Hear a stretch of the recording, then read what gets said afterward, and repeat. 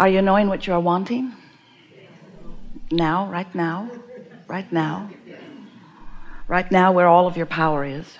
Right now where your ability to focus is. Right now where you are, because of what you're thinking, emanating a frequency, an influence, you might say, that law of attraction is responding to. And so everything about this moment in time, or any moment in time, is more powerful than most people realize, because in this moment, by whatever you are thinking, and therefore by whatever you are feeling, you are integrating not just into your world at large, but into all that is at large. In other words, your frequency matters, and it is reflected back to you eventually by manifestations, but it is reflected back to you in the moment by emotion, which is guidance, which lets you know your blending, your balance, your energy.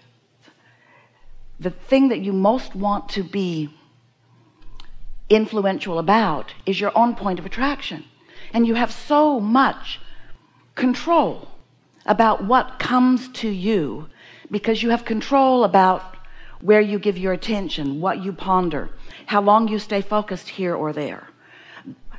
By deliberately choosing the subjects that feel good when you ponder them, so that you focus longer until there is more vibrational momentum, and therefore more power, more connection with source, therefore more leverage, therefore more positive influence.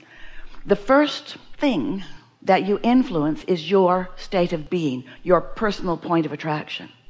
And once you get a handle on that, and it doesn't take long, and you're consistent about the way you approach life, you're consistent about the way you respond to things, you're consistent about the well-being that you feel no matter what, your freakouts become fewer, and your substantial knowing what you're doing becomes more frequent, and your love is consistent, and your concern becomes less and less. As you get a handle on your approach to life, which for most of you means, to a large part, your response to life, then what begins to happen is you begin to see the benefit of caring about how you feel, which gives you the ability to align with the whole of who you are, which gives you a leverage or an influence that we can't even define mathematically, but you will be able to define in the way life is unfolding for you, in your relationships, in even the new relationships that you have with so many people that you are encountering on a daily basis. You are so much more than you know here in these physical bodies, and that larger part of you, sometimes you call that part of you your soul. We have been calling it for quite a long time your inner being. That part of you is always flowing with you, while often you may be oblivious to that.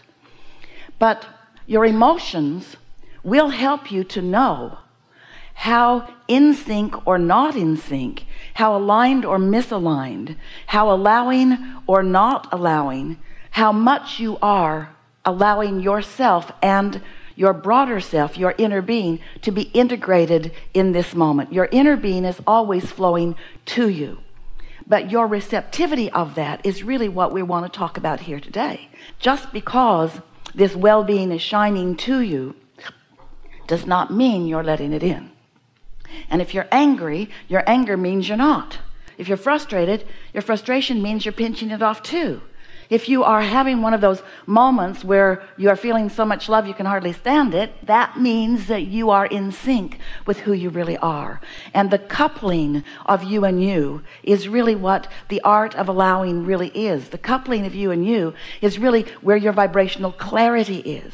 It's where your power is. It's where the influence that you came here to offer is. It's where you become part of the solutions instead of fanning the flames of the problems. It's where you become the you that you've intended when you made the decision to come into this physical body.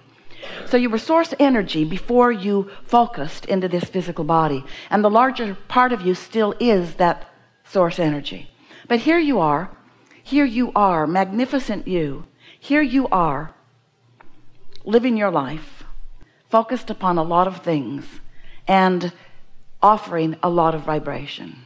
And so we don't think there's anything more important for you to understand than how it feels when you offer vibration that is in harmony with the whole of who you are, with the love of who you are, of the well-being of who you are, and how you feel when you're pinching that off. Most of you have been listening to us for a while, yes? And most of you know everything that we just said to you, although we chose a different way of saying it because we wanted your undivided attention. And most of you have a very magnificent platform that you are standing on, and you are in the place where you are deliberate creators and you are living life happily ever after, mostly. But here today, we are really so appreciative of your willingness to play with us, because we know that together we will take thought beyond that which it has been before, that you will discover new insights for yourself. Often it's because of something that someone who is sitting in the hot seat is expressing, or something that we are explaining back to them. Sometimes the insights will come directly to you because of this vibrational atmosphere and because of the momentum that we will accomplish here together today. You will be receptive more than usual, and so ideas will begin flowing to you too. Sometimes it will be an idea of how to contribute here by sitting here. Sometimes it will be an idea that flows to you that is the solution to something that you've been pondering. In other words, this is a wonderful opportunity for becoming a vibrational match to who you really are, which is what we are calling the receiving mode. Here in your physical body, life causes you to explore and to evaluate.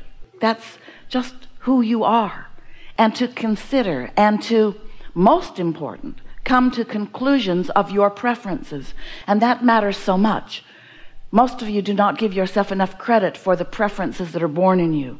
You want to yield to what others think rather than understand the power of your own desires that are coming from your life experience. So when that preference radiates from you, we often call it a rocket of desire, because it shoots out when you're least expecting it, and usually when there is some sort of contrast that really is clarifying for you what you don't want, which also clarifies what you do want. And so this vibration radiates from you while usually you're not able to maintain it because it's not the frequency that you usually hang around in. It's like a little sort of mini quantum leap where the situation has just caused you to know for a moment what you want.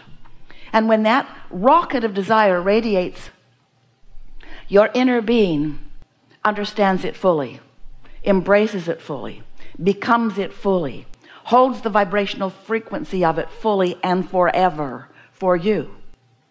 Now that rocket, as it emanates, you can't see it or hear it or smell it or taste it or touch it. You can feel it if you're paying attention. But it is a vibrational beginning of a creation that has not evolved enough that you can actually see it or hear it or smell it or taste it or touch it, while you may very well know it. So we've been wanting to create a scenario where you can accept the reality and the importance of that desire that is coming forth from you, and how it is received by your inner being, and by the focus of your inner being, held in a vibrational, you could call it a holding place, you could call it a gestation place, you could call it a place of well-being. We've been calling it your vortex. It's this non-place but state of being where all of your desires are vibrational and real, and because of the attention of your inner being, continuing to evolve, not so different from the gestation of the baby in the womb. And as these rockets that you are emanating continually are received and understood by your inner being, they are an important part of you because you gave birth to them. And while you mostly as humans aren't ready to recognize them as reality. They are. In fact, this vortex is a reality that is more real than any reality that you have allowed yourself to manifest. So today we want to talk not only about how this vibrational reality, how robust it is, and how full of so many things that you care about are, but how you go about, by your deliberate and intentional focus, by utilizing your guidance system, how you go about turning those thoughts to things, witnessing the evolution, the never-ending evolution. Just like a lot of life happened before you actually launched that rocket. A lot of that rocket of desire, a lot of that becoming is going to become before it is obvious to you that it is becoming. But you could, if you knew what you were doing, you could observe it in its earlier stages, and you could enjoy it in all of its becoming before it bursts out into the manifested scene. And this is what we want so much for you to understand, because the majority of your life is about that part of it. You say, I want this, and then you often remain in a state of dissatisfaction until you see it. And your attitude is, I'll believe that when I see it. And we want you to come to know you've got to believe it before you see it. And the more you believe in it, because you're basing it on a different criteria than its full manifestation, you can see plenty of full manifestations by looking around at what is already created. But there's no juice in what's been created. The juice is in what's becoming. And your satisfaction in life is always about you being conscious and aware of the becoming. You are creators. You are creators. And you are interested in creating. And you think that you are creators who are interested in creations. But you are not. You are creators who are interested in creating. Because it is the in the moment, hands-on, hands in the clay, conscious awareness, clarity of the creating that is where the satisfaction is, you see. We have enjoyed the interaction with you, specifically with you. The vibrational place that you brought to this room was wonderful at the beginning, and even more wonderful now.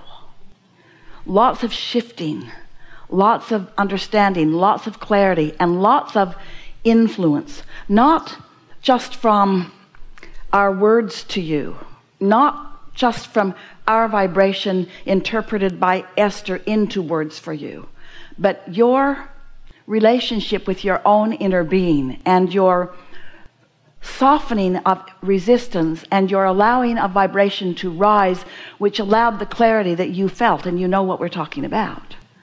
So there's really nothing serious going on. You are creators here to create, and you're not here as problem solvers. You're here as solution discoverers, but one comes before the other.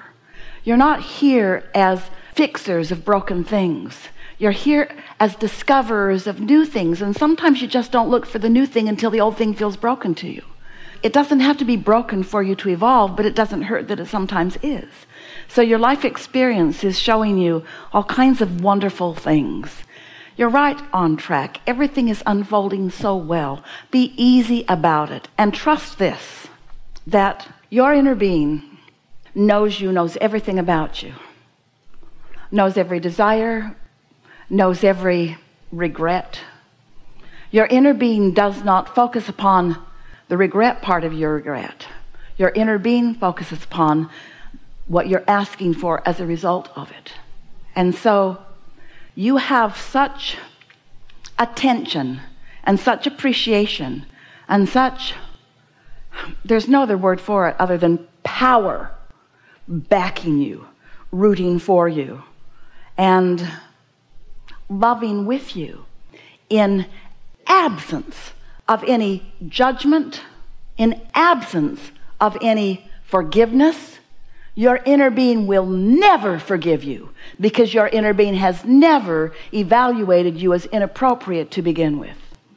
And when you let that go, and you let the love that Source has for you flow through you, well, then you're just going to live happily ever after. There is great love here for you. And as always, we remain in your vortex.